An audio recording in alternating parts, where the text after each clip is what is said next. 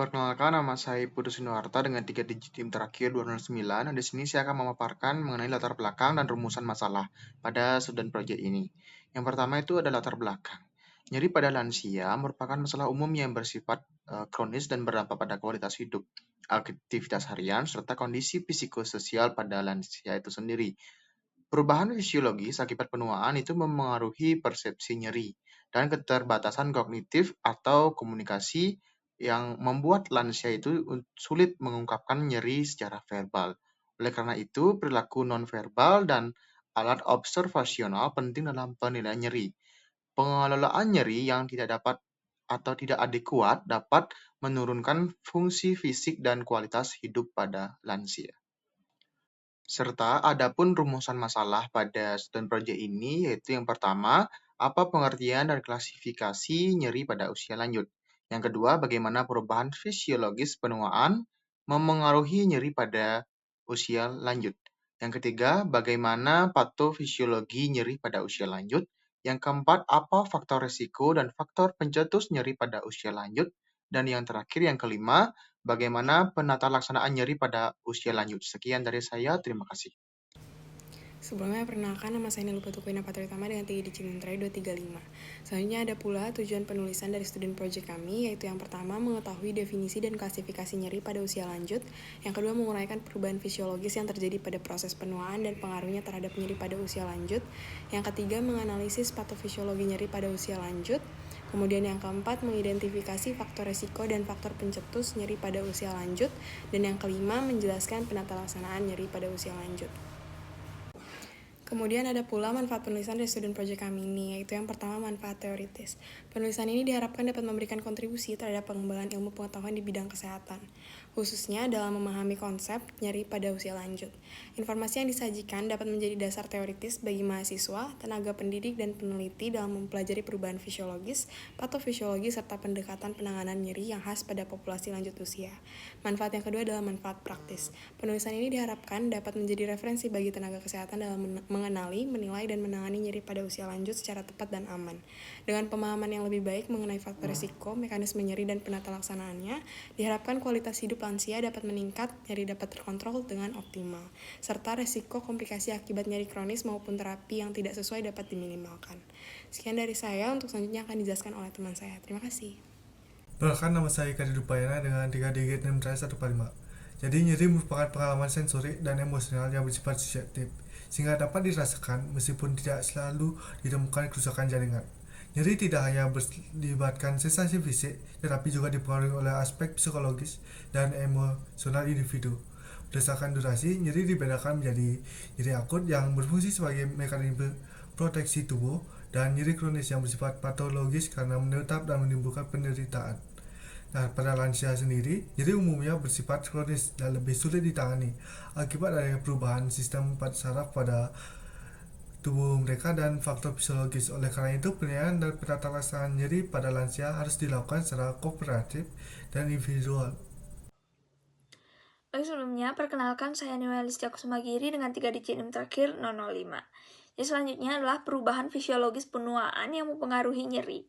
Yang pertama adalah perubahan pada sistem syaraf. Jadi, degenerasi neuron dan berkurangnya serabut nociceptif, yakni menyebabkan penurunan transmisi impuls nyeri. Selanjutnya, penurunan serat A delta dan C, reseptor nyeri, serta neurotransmitter seperti substansi P dan CGRP. Nah, selanjutnya yaitu presbyalkos, yakni kemampuan mendeteksi rangsang berbahaya itu menurun. Serta gangguan modulasi nyeri pusat, yakni jalur inhibisi descending seperti serotonin, norepinefrin, dan GABA. Selanjutnya aktivasi mikroglia dan astroglia, yang menyebabkan neuroinflamasi dan sensitisasi sentral. Serta dampaknya itu bisa berdampak nyeri kronis lebih sering, persepsi nyeri berubah, serta respons analgesik bervariasi. Selanjutnya adalah perubahan sistem muskuloskeletal. Yang ini dapat menyebabkan sarkopenia, yang mana menyebabkan penurunan massa dan kekuatan otot, sehingga menyebabkan nyeri otot dan keterbatasan gerak.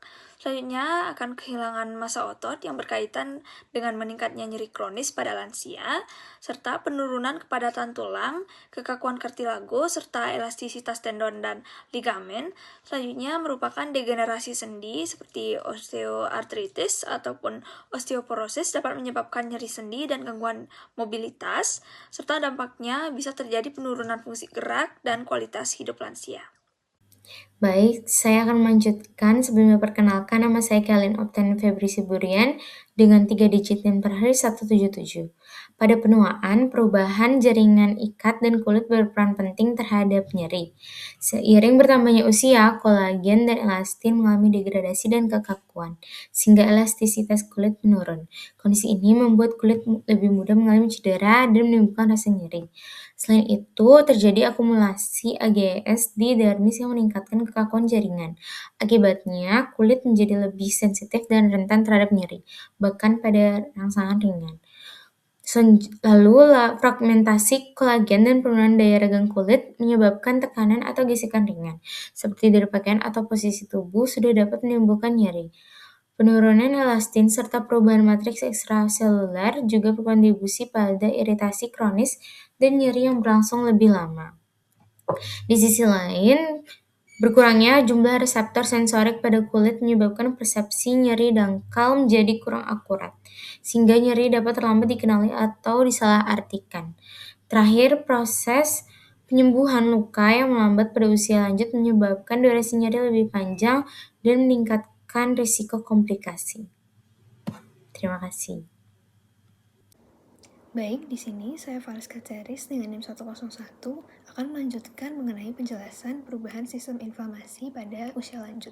Pada usia lanjut, terdapat kondisi inflammaging atau inflamasi kronik derajat rendah yang ditandai dengan meningkatnya sitokin proinflamasi seperti interleukin 6, TNF-alfa, dan juga CRP.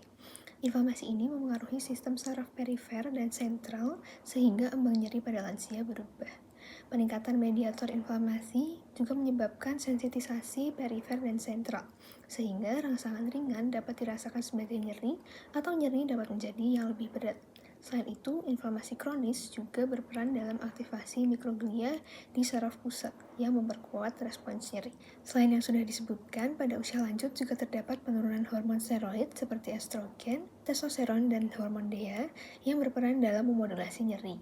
Penurunan hormon ini mengakibatkan meningkatnya sensitivitas nyeri dan menurunkan mekanisme inhibisi nyeri. Selain itu, perubahan metabolik seperti resistensi insulin dan gangguan metabolisme glukosa memicu stres oksidatif dan inflamasi sistemik yang nantinya memengaruhi fungsi saraf, perifer, dan juga pemrosesan nyeri.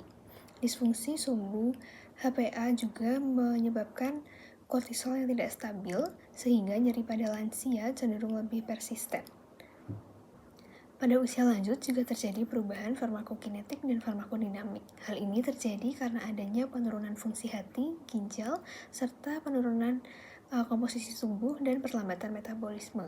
Kondisi ini tidak hanya memengaruhi respon terhadap obat, tetapi juga memodulasi sistem nyeri endogen. Selain itu, terdapat perubahan sensitivitas reseptor dan penurunan mekanisme inhibisi nyeri yang menyebabkan lansia merasakan nyeri lebih intens. Selain itu, ada juga penurunan plastisitas saraf yang membuat integrasi sinyal nyeri kurang efektif, sehingga nyeri pada lansia cenderung lebih menetap dan mudah berkembang menjadi kronis. Perkenalkan, nama saya Soresha Balkis dengan NIM 24025 11029. Pada kesempatan ini, saya akan menjelaskan terkait patofisiologi nyeri pada usia lanjut. Nah, pada patofisiologi nyeri usia lanjut ini, ada subbab yaitu perubahan pada sistem saraf perifer. Jadi, di sistem saraf perifer ini, pada perubahan sistem saraf perifer ini terdapat degenerasi serabut saraf sensorik yang bermielin dan juga tidak bermielin dan bisa menyebabkan transmisi impuls nyeri kurang efisien. Kemudian yang kedua, adanya penurunan densitas nociceptor dan perubahan kanal ion dan menyebabkan ambang nyerinya berubah. Kemudian nyeri juga tidak sesuai stimulus. Kemudian yang ketiga, adanya perubahan aliran darah, komposisi serabut, dan reseptor perifer. Nah, ini menyebabkan overaktivasi sistem saraf perifer. Kemudian yang keempat, adanya respons imun lokal yang meningkat, sehingga sitokin proinflamasi akan aktif lebih lama.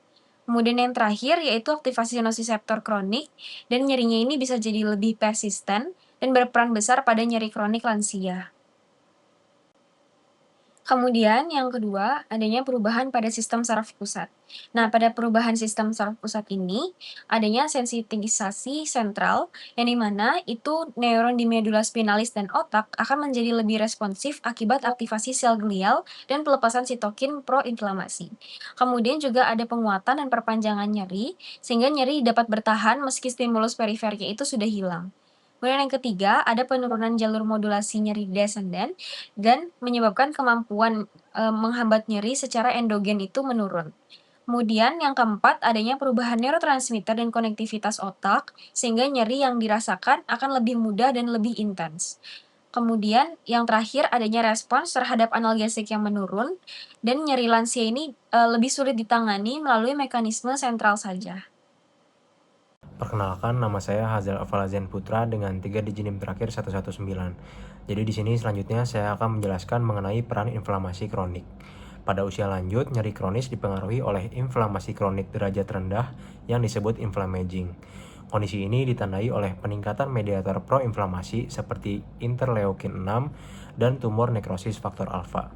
Mediator inflamasi tersebut menurunkan ambang nosiseptor sehingga rangsangan ringan dapat dirasakan sebagai nyeri atau nyeri dirasakan lebih berat. Proses ini dikenal sebagai sensitisasi perifer dan berperan dalam nyeri kronis pada lansia. Selain itu, inflamasi kronik mengaktifkan sel glial di sistem saraf pusat yang memperkuat transmisi nyeri dan melemahkan mekanisme penghambatan nyeri.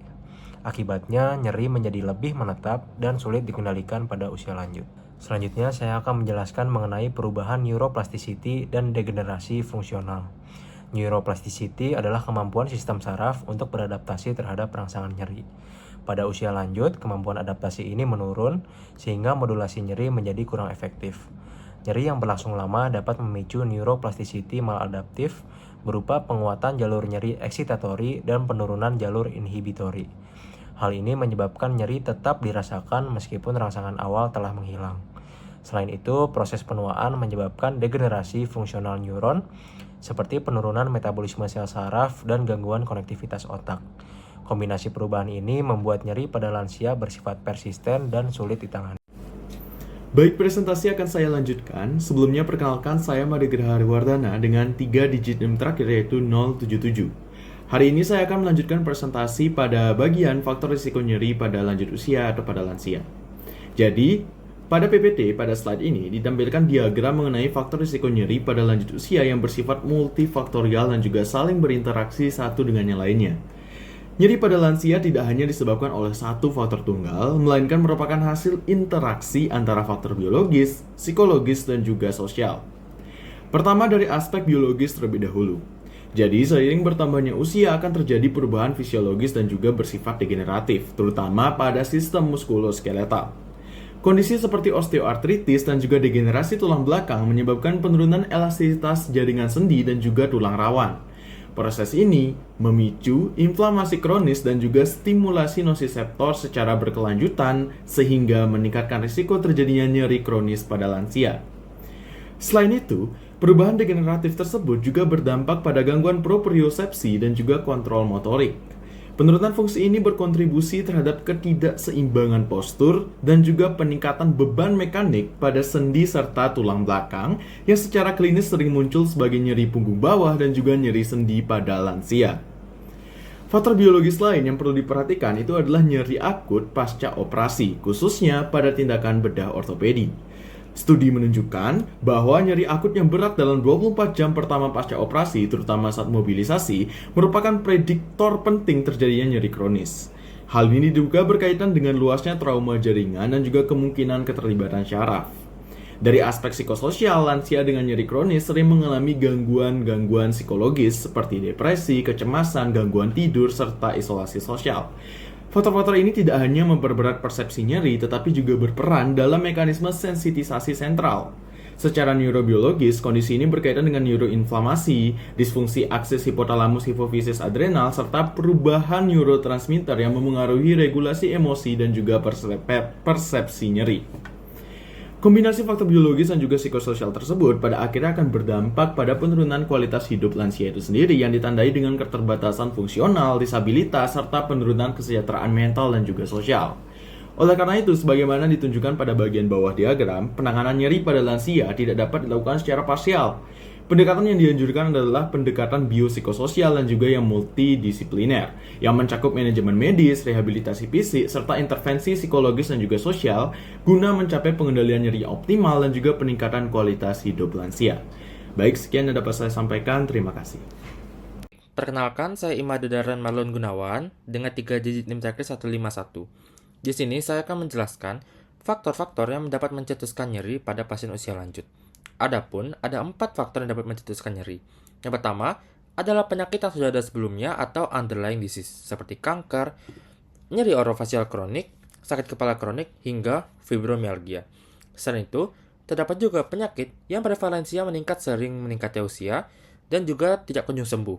Ini dapat menjadi faktor pencetus sekaligus faktor yang meningkatkan rasa nyeri pada usia lanjut. Penyakit neurodegeneratif seperti Parkinson dan Alzheimer, lalu depresi, burning mouth syndrome, hingga infeksi virus dapat memicu nyeri pada usia lanjut apabila tidak kunjung sembuh dalam jangka waktu yang sangat lama. Faktor lainnya adalah gaya hidup atau lifestyle yang tidak aktif secara fisik. Sebuah studi dari Rodrigo pada tahun 2025 menghubungkan usia lanjut atau lansia yang kurang aktif secara fisik lebih mungkin mengalami nyeri hebat dengan faktor gaya hidup lainnya seperti merokok, juga ada kaitannya dengan nyeri. Lalu faktor yang terakhir adalah faktor lingkungan. Faktor lingkungan yang tidak baik juga turut berkontribusi dalam mencetuskan nyeri pada usia lanjut. Studi cross-sectional dari Cina pada tahun 2025 yang ditulis oleh Shuang Longhao menyatakan bahwa kondisi lingkungan tidak baik memiliki prevalensi nyeri pada usia lanjut yang lebih tinggi jika dibandingkan dengan kondisi lingkungan lebih baik. Baik, penjelasan akan dilanjutkan pada teman saya. Perkenalkan, nama saya Putri Mas Hafita Dita dengan 3 digit NIM terakhir 053. Saya akan menjelaskan mengenai penata laksanaan nyeri pada usia lanjut. Nyeri merupakan masalah kesehatan yang sangat sering dialami oleh usia lanjut dan berdampak besar terhadap kualitas hidup serta fungsi fisik.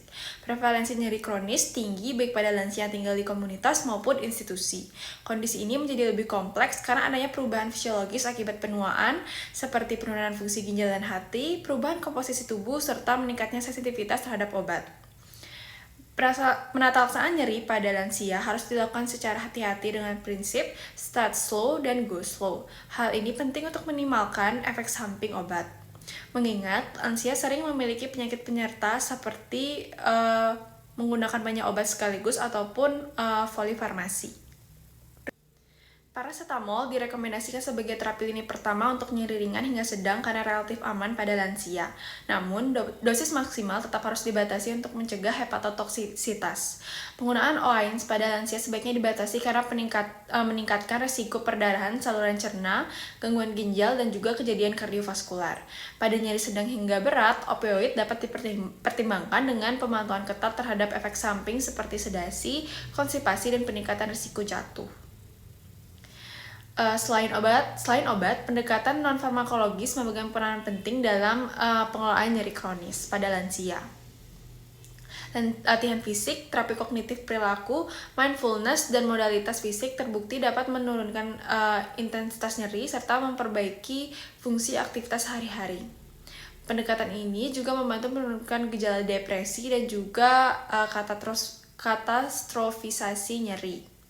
Penata laksanaan nyeri pada usia lanjut tidak hanya bergantung pada obat, tetapi memerlukan pendekatan holistik, di mana itu merupakan kombinasi terapi farmakologis dan non-farmakologis dan merupakan strategi paling optimal untuk meningkatkan kualitas hidup lansia dengan nyeri kronis. Perkenalkan, saya Iqbal Fatir Prasetya, 3 digit NIM 125, izin untuk melanjutkan bagian kesimpulan di mana nyeri pada usia lanjut merupakan kondisi multidimensional akibat perubahan fisiologis, psikologis, dan sosial sama proses penuaan. Proses inflamasi, sensitisasi nyeri, dan penurunan mekanisme inhibisi nyeri menyebabkan nyeri pada lansia cenderung kronis dan resisten. Faktor komorbid, gangguan psikologis, dan keterbatasan fungsi memperberat nyeri dan dampaknya terhadap kualitas hidup. Penata laksanaan nyeri lansia memerlukan pendekatan biopsikososial yang komprehensif dan individual. Sarannya, penilaian nyeri pada lansia perlu dilakukan secara menyeluruh dan terstandar, disesuaikan dengan kondisi kognitif dan fungsional pasien. Manajemen nyeri lansia sebaiknya menggunakan pendekatan multidisipliner. Kombinasi terapi farmakologis, rasional, dan intervensi non-farmakologis perlu dioptimalkan. Diperlukan penelitian lanjutan untuk mendukung pengembangan pedoman klinis yang lebih adaptif bagi lansia.